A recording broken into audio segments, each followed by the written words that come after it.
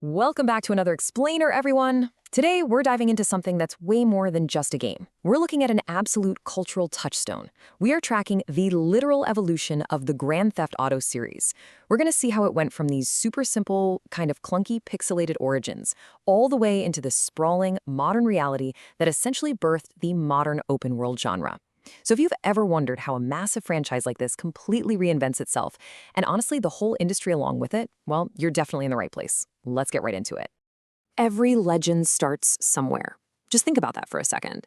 Long before the groundbreaking graphics, and decades before these massive online universes that feel like literal second homes to millions of players, there was a very quiet, almost unrecognizable starting line. We look at modern entertainment titans today, and we totally forget the humble little experiments they originally were.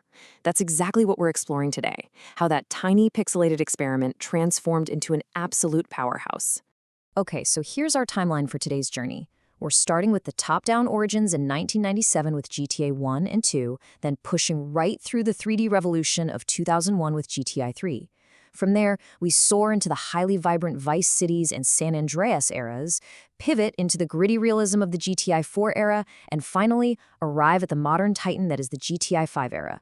Section 1. Small maps, big chaos. Okay, let's dive into this origin story starting way back in 1997. Right, so 1997, Grand Theft Auto actually began as this super claustrophobic, top-down, bird's-eye view kind of game.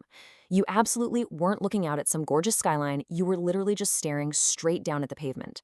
The graphics were completely rudimentary. You were basically playing high-speed, pixelated bumper cars. But here's the crazy part. The core DNA of the series, it was already fully baked in. Even trapped inside these simple 2D boundaries, the whole point was to give you, the player, a chaotic sandbox with totally unrestrained freedom.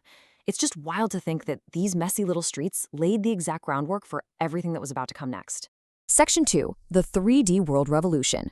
Because in 2001, everything, and I mean absolutely everything, completely changed. Just compare those tiny, claustrophobic top-down streets from 1997 to the massive, living 3D world of GTA 3 in 2001.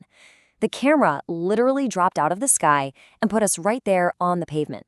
And, this wasn't just some basic graphics update. No way. This was the exact moment the modern open-world genre was actually born. Suddenly, the chaos wasn't just this flat little puzzle happening beneath you, it was happening all around you. It was a living, breathing 3D city complete with traffic, pedestrians, and this totally new sense of verticality. A real game changer. Section 3. Freedom and Endless Possibilities. Moving right into the Vice City and San Andreas eras. So, where do you go once you've built a living 3D world? You sprint with it. First, we got the neon dreams of Vice City, right? It injected this incredibly distinct 80s cultural vibe and, let's be honest, a phenomenal soundtrack straight into the sandbox. Then San Andreas comes along and just completely blows the roof off the whole shebang. We're talking sprawling hip-hop culture, a massive map, and brand new mechanics like cars and planes.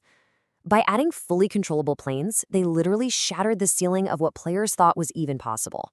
Endless possibilities. The 3D world just became this vibrant, massive playground.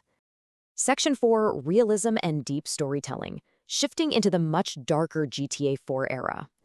Now, a true evolution isn't always just about getting bigger and louder, right? Sometimes it's actually about getting deeper. GTA 4 ushered in this totally new era by trading all those bright neon colors for the gray, gritty realism of Liberty City.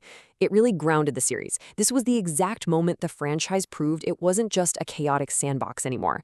It was a legitimate platform for complex, really emotional storytelling. The world felt tangible, the physics felt super heavy, and the stakes just felt incredibly real. They proved without a doubt that they could deliver cinematic depth just as effectively as they delivered mayhem. Section 5. The Modern Online Universe. This is where we hit the epic GTA 5 era, which leads us to the absolute culmination of all these eras. The synthesis of massive scale and incredible detail. GTA 5 completely redefined open-world gaming all over again. Step 1.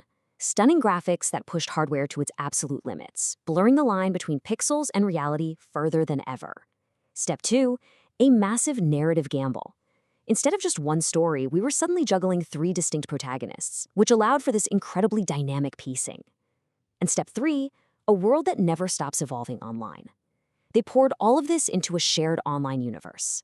GTA Online wasn't just a tacked-on multiplayer feature. It became a living, breathing ecosystem, an absolute industry juggernaut that continues to thrive today.